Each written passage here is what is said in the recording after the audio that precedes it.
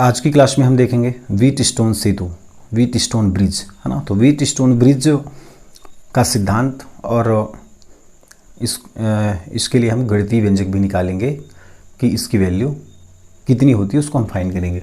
तो wheat stone सेतु सबसे पहले हम क्या करते हैं, 4 प्रतिरोध इसमें हम ले लेते हैं।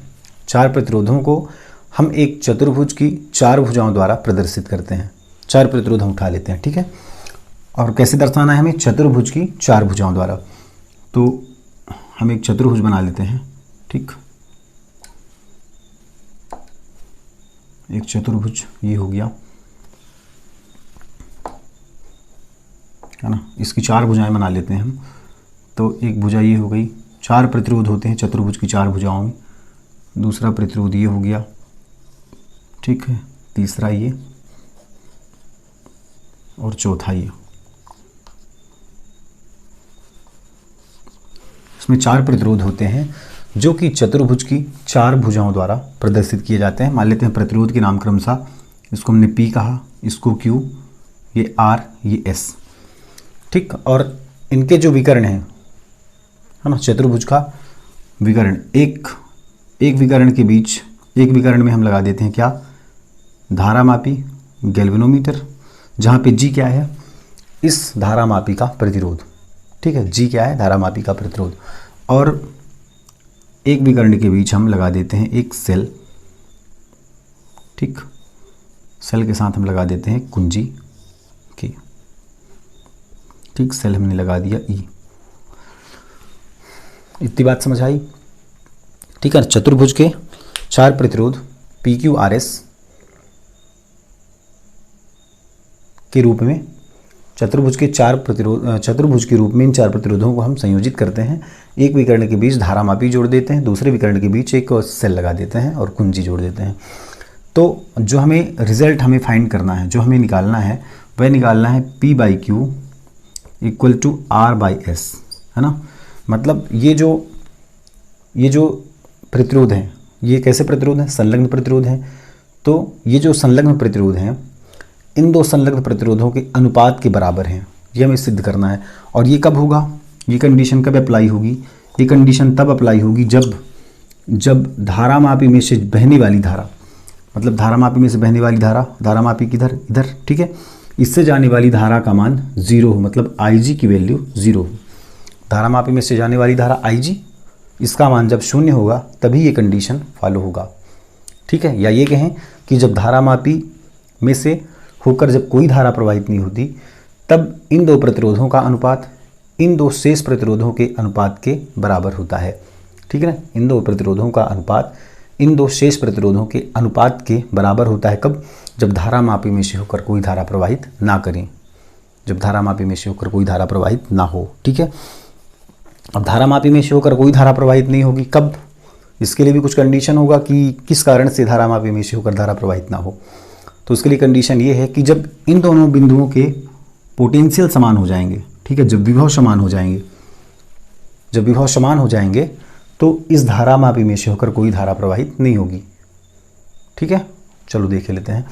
तो इसको हम नाम देते हैं बिंदु A, ये हो गया B, ये C और ये हो गया D, ठीक है। अब देखो धारा किधर से जाएगी, धारा हमेशा हम जानते हैं कि बैटरी के धन सिरे से प्रवाहित होती है, ठीक है। और बैटरी के धन सिरे से धारा बही, धारा गई I, यहाँ पहुँची धारा I, ठीक है। अब देखो यहाँ पे धारा I जो है 2 भागों में बट रही है, ठीक। यहाँ पे धारा 2 भागों में बट रही है, किरचॉफ का पहला नियम हमने देखा था, धारा 2 भागों में बटेगी ना यहाँ से, ठीक है। हाँ, तो यहाँ से धारा 2 भागों में बट रही। तो मान लेते हैं इधर जो धारा जा रही है, उस धारा का नाम हमने दिया I1, इधर जो धारा गई वो धारा हुई I1। अब देखो यहाँ से समझो, यहाँ पे कोई पॉइंट है, इधर से धारा आ रही है I, ठीक। अब एक धारा ऐसे इधर चली गई I1 और इधर भी धारा हमको हम ले जानी है। अब हमें पता करना है कि इधर कितनी धारा गई। तो टोटल धारा में से क्या करेंगे, जो टोटल धारा आ रही है I, उसमें से इसको माइनस कर देंगे I1 को, तो इधर होकर उतनी धारा प्रवाहित होगी I माइनस I1। बात समझ आई ना। इधर से धारा I1 गई, धारा I आ रही है, इधर से गई I1, तो इधर से कितनी धारा गई I माइनस I1। तो यहाँ पे लिख दे रहे हैं इधर कितनी धारा गई, इधर धारा गई, ये रेजिस्टेंस R है, इधर धारा गई I माइनस I1, ठीक है। ये रेजिस्टेंस हमने लिख दिया इसको R, इसको इधर लिख दिया हमने S, ठीक। अब देखो जैसे ये धारा I1 इस पॉइंट पर पहुंची B पॉइंट पर, तो I1 फिर से दो भागों में बटेगी ना। एक धारा इधर जाएगी, I1 का एक भाग इधर जाएगा और I1 का एक भाग इधर जाएगा, मतलब अब धारा की दिशा फिर से इधर होगी, ठीक है। और ये धारा जैसे B पॉइंट पर पहुंची, एक धारा का एक भाग इधर और धारा का एक भाग इस दिशा में। अब इधर जो धारा गई Q की ओर, है ना, अब इधर धारा कितनी बही, अब गैल्वेनोमीटर से होकर धारा जा रही है, धारा मापी में से जो धारा प्रवाहित हो रही है उसको नाम दिया हमने IG।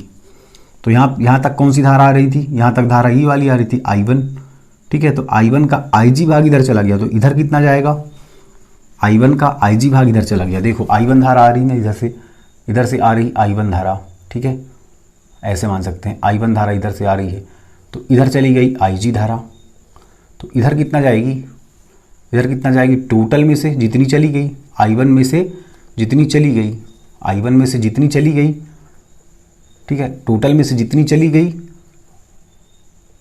उसको माइनस कर देंगे, जो बची वो इधर से जाएगी। मतलब I1 में से IG इधर जा रहा है, तो जिधर जितना चला गया उतना हम माइनस कर देंगे I1 में से, उतनी धारा इधर से चली जाएगी। तो इधर जो धारा जाएगी वह धारा कितनी होगी, वह धारा होगी I1 माइनस IG। बात समझ आ रही, ठीक है।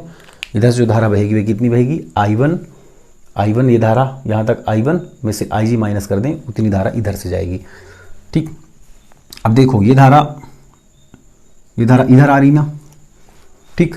अब जैसे ये धारा बहते हुए इस D पॉइंट पर पहुंची, ठीक है, जैसे D पॉइंट पर पहुंचेगी तो ये धारा किधर जाएगी, ये धारा इधर तो नहीं जाएगी। क्यों नहीं जाएगी, क्योंकि ये धारा ऑलरेडी इधर से आ रही है, पहली बात। दूसरी बात हमने कहा IG 0 है, मतलब इधर से होकर धारा प्रवाहित नहीं होती। ये कब होगा, जब ये P/Q इक्वल होगा R/S के। ये चीज़ हमें प्रूव करना है। तो मान लेते हैं कि ये जो धारा इधर से आ रही है, जैसे D पॉइंट पर पहुंची तो इधर से ऑलरेडी धारा आ रही है ना, तो ये धारा तो इधर जाएगी नहीं क्योंकि वो आ रही है। तो ये धारा ऐसे आएगी और ये धारा दोनों इस पॉइंट पर मिलेंगे, ठीक। ये वाली धारा और ये वाली धारा इस पॉइंट पे मिलेगी और ये चली जाएगी, ये दोनों मिलकर के चली जाएगी इधर। मतलब इधर कितनी धारा चलेगी टोटल, ये धारा प्लस ये धारा, मतलब I minus I1 plus IG, ठीक है। ये धारा प्लस ये धारा इधर जाएगी, I minus I1 plus IG। अब देखो बैटरी के या सेल के धन इलेक्ट्रोड से जितनी धारा जाती है तो ऋण इलेक्ट्रोड पर उतनी धारा वापस आनी चाहिए, है ना। तो कितनी धारा जा रही है, इधर से I धारा जा रही है, तो मतलब इधर जो धारा आनी चाहिए वह कितनी होनी चाहिए, I, ठीक है। चलो इसको देख लेते हैं, I धारा इधर से आ रही है कि नहीं, जा तो रही है I, आ रही है I कि नहीं। इसके लिए देखो ये धारा इस पॉइंट पर मिलेगी और ये धारा इस पॉइंट पर मिलेगी, मतलब इसको और इसको ऐड करा लें, जोड़ लें दोनों को, ये वाली धारा और ये वाली धारा, इन दोनों को जोड़ लें C पॉइंट पर, तो C पॉइंट से होते हुए ही आएगी ऋण इलेक्ट्रोड की ओर। तो C पॉइंट पर किधर से धारा आ रही, एक धारा इधर से आ रही, एक धारा इधर से आ रही, इसको ऐड कर लो तो I माइनस I1, ठीक है, प्लस का IG में ऐड कर लेते हैं, प्लस का I1 माइनस का IG इक्वल टू कितना हो गया, देखो इक्वल टू माइनस का IG प्लस का IG कैंसिल, प्लस का I1 माइनस का I1 कैंसिल, इक्वल टू कितना बचा हमारे पास I। तो देख लो I धारा इधर से आ भी रही है, I धारा जा रही है बैटरी के धन सिरे से, तो I धारा बैटरी के ऋण सिरे पर आ भी रही है, ठीक है। ये बात तो कंफर्म हुई, ठीक है ना, पहली बात। और एक बात हमने और करी थी, क्या कि यदि IG की बात करें, है ना, तो IG जो है, IG 0 कब होगा, जब बिंदु B और D के विभव समान होंगे। जब विभव समान हो जाएंगे, धारा हमेशा किधर बहती है, उच्च विभव से निम्न विभव की ओर, मतलब धन से ऋण की ओर। धारा किधर जाएगी, उच्च विभव से निम्न विभव की ओर, है ना, धन से ऋण की ओर। और यदि विभव समान हो जाए तो मान लेते हैं यहाँ का विभव 20 वोल्ट है, यहाँ का भी 20 वोल्ट है, तो धारा अब समान विभव की ओर तो नहीं जाएगी, निम्न विभव की ओर जाएगी। अगर यहाँ पे 20 वोल्ट है, यहाँ पे 15 वोल्ट होता तो करंट इधर चली जाती, ठीक है। यहाँ पे 20 वोल्ट, यहाँ पे भी 20 वोल्ट, तो धारा इधर न जा करके धारा इधर चली गई, इधर मुड़ गई। बात समझ आई ना। तो विभव समान हो गए जब दोनों पॉइंट बी और डी के विभव समान हो जाएंगे तो धारा इधर से बहेगी ही नहीं, धारा फ्लो करेगी नहीं। जब धारा नहीं बहेगी तो धारा मापी में से होकर बहने वाली धारा का मान हो जाएगा 0। ठीक है। हाँ, अब देखो, अब हमें कहा कैसे चलना है, धारा के डायरेक्शन पे चलना है, धारा की दिशा में चलना है हमें, है ना। तो प्रथम बंद जाल हम ले लेते हैं। प्रथम बंद जाल कौन सा होगा, ए बी डी ए में, है ना। तो प्रथम बंद जाल लिख लो, प्रथम बंद जाल कौन सा है, ए बी डी ए में, ए बी डी ए में। ठीक है। प्रथम बंद जाल ए बी डी ए में कौन सा नियम लगाएंगे, किरचॉफ का लूप वाला नियम, बंद जाल वाला नियम। ठीक, बंद जाल वाला नियम। देखो तो जिधर देखो, अब यहाँ शुरू करो ए बी डी ए से, तो धारा की दिशा में हम चलेंगे तो धारा हमेशा कहाँ जाएगी, धन से ऋण की ओर, है ना। तो यहाँ से धन ऋण, फिर यहाँ धन ऋण, फिर यहाँ धन ऋण, ऐसा लिख सकते हैं। तो चलो धारा की दिशा में चलो, तो एक धारा इधर जा रही, धारा की दिशा में चलेंगे तो पॉजिटिव लेना है हमें, है ना। तो धारा गुणे प्रतिरोध, किरचॉफ का दूसरा नियम हमने पढ़ा था, लूप नियम, वोल्टेज नियम, धारा गुणे प्रतिरोध। तो I1P, ठीक, हमने इस डायरेक्शन पे चला, प्रथम बंद लूप में ए बी चला हमने, फिर क्या चलना हमको, बी डी चलना है। तो बी डी में हम धारा की दिशा में ही चल रहे हैं, तो फिर से प्लस का IG G, फिर किधर चलें, डी ए चलें। तो डी ए हम कैसे चलेंगे, धारा की विपरीत दिशा में। अब धारा की दिशा क्या है, इधर ए डी है, हमको चलना कैसे, डी ए चलना है। तो धारा की विपरीत दिशा में हम चल रहे हैं, तो माइनस का क्या हो जाएगा, माइनस का I माइनस इंटू धारा गुणे प्रतिरोध, मतलब प्रतिरोध हो गया इसका R इक्वल टू 0। ठीक है, ये है किरचॉफ का सेकेंड लॉ, वोल्टेज लॉ। ठीक है, वोल्टेज नियम। अब यदि सेतु संतुलन में हो, ठीक है, सेतु संतुलन में हो, मतलब यदि बी और डी के विभव समान हो जाए, यदि बी और डी के विभव समान हो, लिख लो, यदि बिंदु बी व डी के विभव समान हो, ठीक है, पोटेंशियल इक्वल हो दोनों का, दोनों पॉइंट का पोटेंशियल इक्वल हो, बिंदु बी और डी के विभव समान हो जाएं, तो धारा मापी में से होकर जाने वाली धारा का मान 0 हो, तो IG इक्वल टू 0, IG की वैल्यू कितनी हो जाएगी, 0। तो जब IG 0 होएगी, IG जब 0 हो जाएगी तो ये वाला टर्म हो जाएगा पूरा 0 होएगा ना, क्योंकि IG के साथ मल्टीप्लाई है जी, IG इसको 0 रखेंगे तो 0 इंटू जी 0, मतलब ये वाला टर्म गायब हो जाएगा। I1P ये बचेगा माइनस का I minus I1 into R equal to 0। अब इसको हम इधर ले लें, माइनस वाला टर्म है, इधर ले जाएंगे तो प्लस का हो जाएगा, तो इधर बचेगा I1P इक्वल टू, ये माइनस इधर गया तो प्लस का हो जाएगा I minus I1 into R। इसको हमने दिया इक्वेशन नंबर 1। ठीक है, जहाँ पे हमें क्या मिला, P और R मिला। ठीक है, हाँ, अब दो रेजिस्टेंस हम बोले ना, P और R। अब हमें कौन सा रेजिस्टेंस चाहिए, PR हमको मिल गया, हमको चाहिए है इसका रेजिस्टेंस है, प्रतिरोध है Q और S चाहिए है। इसके लिए कौन सा बंद जाल लेंगे, कौन सा, इसके लिए बंद जाल लेंगे BDCB में। ठीक है, जिधर धारा ज़्यादा जा रही, देखो यदि इधर से चलें तो इधर इस बंद जाल में अगर इधर से चलें तो धारा की दिशा में, इधर धारा की विपरीत दिशा में चलना पड़ेगा, क्योंकि धारा इधर आ रही है तो हमको ऐसे चलना पड़ेगा, विपरीत दिशा में माइनस लेना पड़ेगा। फिर से चलेंगे, फिर से धारा की विपरीत दिशा में चलना पड़ेगा हमें, क्योंकि धारा इस दिशा में से आ रही है। तो बंद जाल हम ऐसा ले लेते हैं BDCB, मतलब जिधर धारा जा रही, देखो धारा किधर जा रही, इस बंद लूप में इधर जा रही, ऐसे धारा जा रही। ठीक है, तो ये वाला बंद लूप ले लेते हैं। इसमें धारा कैसे जा रही थी, ऐसे जा रही थी, तो ये वाला बंद लूप हमने यहाँ पे लिया था। ठीक है, तो द्वितीय बंद जाल लिख लो, द्वितीय बंद जाल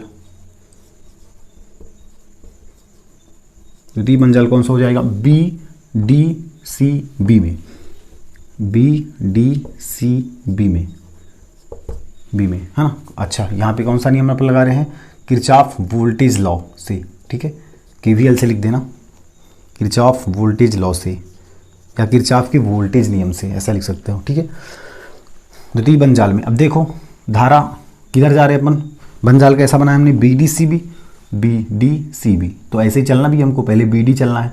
तो बी डी चल रहे हैं मतलब धारा की दिशा में चल रहे हैं। देखो धारा किधर जा रही, बी से डी की ओर धारा की दिशा में जा रहे हैं, मतलब पॉजिटिव का साइन लगेगा, मतलब प्लस का आई जी जी, और प्लस तो पहले लिखेंगे नहीं, आई जी जी धारा गुणी प्रतिरोध। ठीक है, बी डी के बाद क्या चलना है हमको, डी सी चलना है। बी डी के बाद क्या चलना है, डी सी चलना है।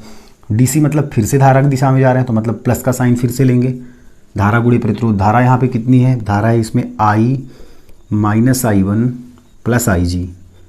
ठीक है, धारा यहाँ पे क्या होगी, आई माइनस आई वन प्लस आई जी। धारा गुणी प्रतिरोध कितना है यहाँ का, एस। ठीक, फिर चलो अब डी सी चला हमने, अब क्या चलेंगे, सी बी चलेंगे। तो सी बी के लिए देखो धारा की दिशा किधर है, धारा बी से सी आ रही है, धारा इधर है ना, धारा किधर आ रही है, बी से सी। हम जाना किधर है हमें, सी से बी, मतलब माइनस का साइन लग जाएगा यहाँ पे। ठीक है, धारा की विपरीत दिशा में हम चले रहे हैं यहाँ पे, क्योंकि धारा बी से सी आ रही है हम, और बंद जाले में हम कैसा चल रहे हैं, सी से बी चल रहे हैं। तो सी बी चलेंगे तो धारा गुणी प्रतिरोध, तो धारा कितनी, I one minus I G, I one minus I G गुणी प्रतिरोध कितना, प्रतिरोध यहाँ का है Q इक्वल टू 0। ठीक है, पुनः यदि बिंदु बी और डी के विभव समान हो तो फिर से वही लिख लोगे, है ना, पुनः लिख लोगे ना इसी चीज़ को। यदि बिंदु बी और डी के विभव समान हो तो आई जी इक्वल टू 0 हो तो, है ना, आई जी इक्वल टू 0 हो तो, या फिर यही चीज़ को सेम उतार देना। यदि बिंदु बी और डी के विभव समान हो तो आई जी इक्वल 0। तो जहाँ जहाँ पे आई जी है देखो, ये आई जी के साथ जी गुणे में है, मतलब ये टर्म पूरा 0 हो जाएगा ना, 0 1 जा 0। ठीक है, तो आई जी की वैल्यू 0, मतलब आई जी की वैल्यू 0 मतलब 0 इंटू जी मतलब 0, ये टर्म तो पूरा 0 हो गया। अब इस टर्म पे आओ तो प्लस का साइन है, तो पहले प्लस लिखना अनिवार्य है नहीं, हमने लिख लिया आई माइनस आई वन। ठीक है, अब प्लस आई जी मतलब प्लस 0, अब इसमें प्लस 0 करोगे तो ये वैल्यू तो इतनी आ जाएगी एस। ठीक है ना, plus 0, I minus I one plus 0 मतलब I minus I one into S, ये माइनस का आई वन। ठीक है, माइनस का आई वन माइनस आई जी की वैल्यू 0 मतलब माइनस आई वन बसी, रहने दो, आई वन माइनस आई जी मतलब आई वन बसी, तो minus I one Q equal to 0। I one minus 0 मतलब आई वन ना। ठीक है, हाँ अब क्या करो इसको, अब इसको इधर ले जाओ। ठीक है, अब देखो इधर आई वन पी रखे हैं ना, तो आई वन क्यू को इधर रहने दो, तो ये माइनस का I one Q equal to, इसको इधर ले जाओ तो ये प्लस का है, इधर गया तो माइनस का I minus I one into S, minus से माइनस साइन कैंसिल हो जाएगा, बचेगा क्या, I one Q equal to I minus I one into S. इसको हमने दे दिया इक्वेशन नंबर 2। ठीक है, अब हमें क्या लाना है, P बाई क्यू, तो P यहाँ पे Q, R बाई एस, यहाँ पे R, यहाँ पे S, तो समीकरण 1 में से 2 का भाग लगा दो। ठीक है, समीकरण 1 डिवाइडेड बाय समीकरण नंबर 2। ठीक, तो इसका स्क्रीनशॉट ले लें। ठीक, मैं ऊपर का मिटा रहा हूँ इसका स्क्रीनशॉट।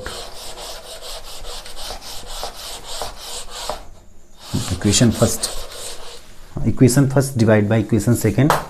ठीक है, समीकरण 1 भागे समीकरण 2, भाग लगा दो। समीकरण 1 क्या है, I1P में से LHS का भाग LHS से, I1Q divide equal to I minus I one into R divide by I minus I one into s.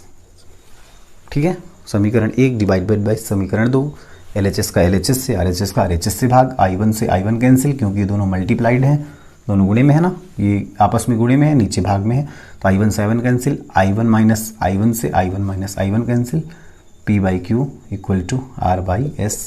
ठीक है, यही व्हीटस्टोन सेतु का सिद्धांत है, यही व्हीटस्टोन सेतु का सिद्धांत है। ठीक है, हाँ, तो इसमें मेन चीज़ क्या है, इसमें अपन मेन चीज़ ये है कि बिंदु बी और डी का विभव समान होना चाहिए, मतलब आई जी की वैल्यू 0 होनी चाहिए।